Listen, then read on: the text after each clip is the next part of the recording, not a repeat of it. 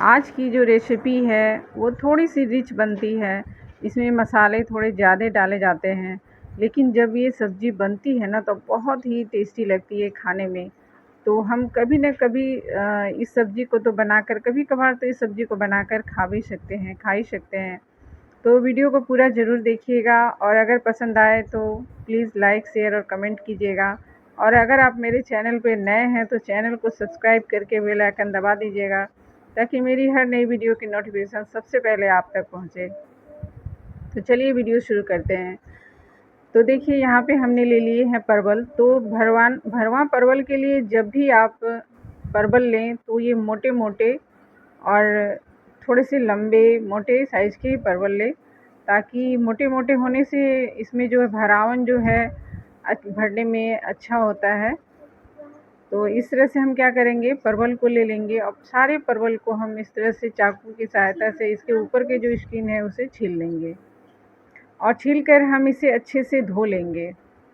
देखिए यहाँ पे हमने सारे परवल को छील लिए हैं और छील के हमने धो लिया है। अब हम क्या करेंगे, इस परवल के अंदर के जो बीज और थोड़े से गूदे होते हैं उसे हम निकाल लेंगे। मतलब इसके अंदर हम थोड़ा सा होल कर लेंगे ताकि स्टफिंग हम इसमें भर सकें। तो इसके अंदर के जो बीज हैं उसे हम पहले निकाल लेंगे। तो एक चाकू से हम इसमें कट लगाएंगे, इसे थोड़ा सा दबाकर फैलाएंगे और फिर इसके अंदर स्पून की सहायता से इसके अंदर के जितने भी बीज हैं वो सारे हम इस तरह से निकाल लेंगे। तो देखिए यहाँ पे मैंने स्पून का जो नीचे वाला जो हिस्सा होता है उसी से हम इस तरह से निकाल लेंगे। आप चाकू की सहायता से भी इस तरह से निकाल सकते हैं। तो देखिए यहाँ पे मैंने इस तरह से निकाल लिया है। तो इसी तरह से हम सारे जितने भी परवल हमने लिए हैं वो सारे निकाल लेंगे। तो यहाँ पे हमने 7 परवल लिए हैं।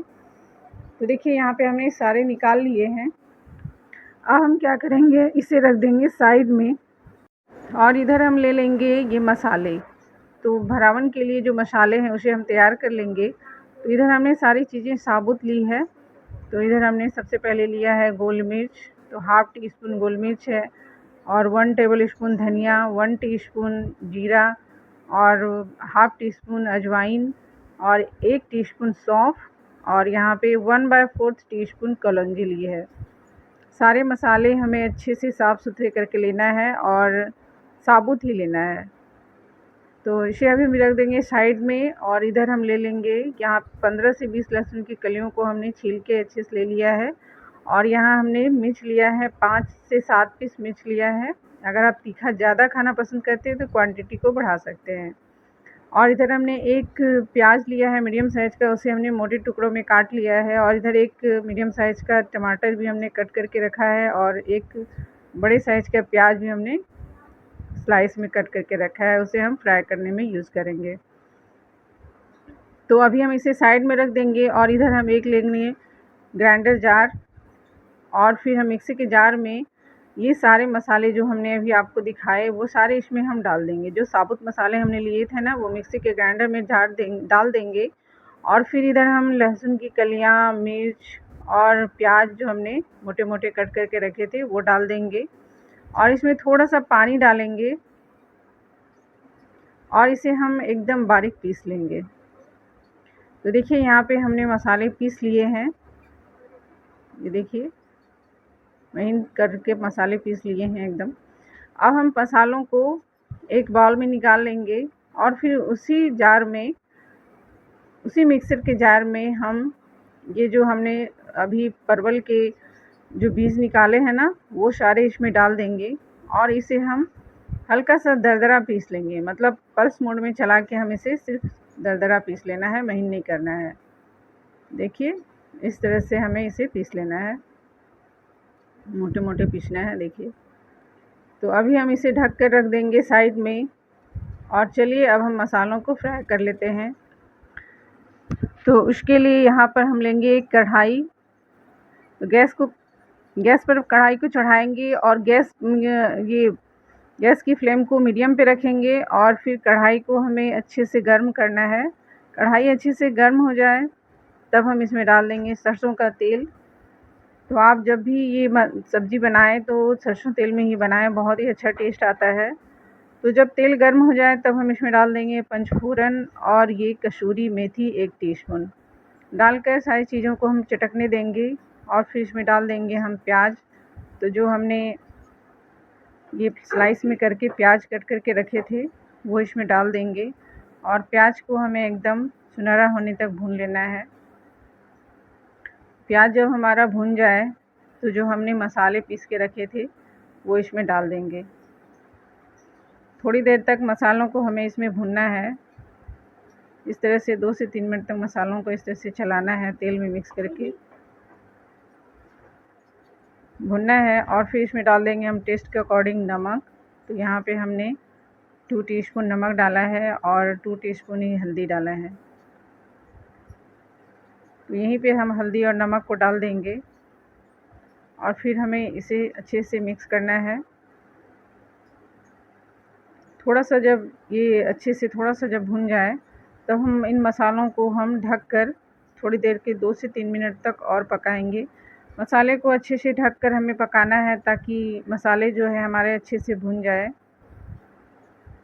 तो देखिए 2 से 3 मिनट के बाद हम इस तरह से ढक्कन हटाएंगे और इन मसालों में देखिए थोड़ा सा पानी इसका सूख गया है। तो अब हम इसमें डाल देंगे परवल के जो हमने बीज को इस तरह से पीस के रखा था वो डाल देंगे और फिर से हम इन मसालों को थोड़े से 2 से 3 मिनट तक पकने देंगे। 2 से 3 मिनट के बाद जब इसके पानी थोड़ा सा सूख जाएंगे तब हम इसमें डाल देंगे कटे हुए टमाटर। जो हमने एक टमाटर को कट करके रखा था ना वो डाल देंगे और फिर हम मसालों में टमाटरों को इस तरह से भुनेंगे मिलाकर। तो टमाटर को हमें अभी थोड़ा सा इसे सॉफ्ट करना है।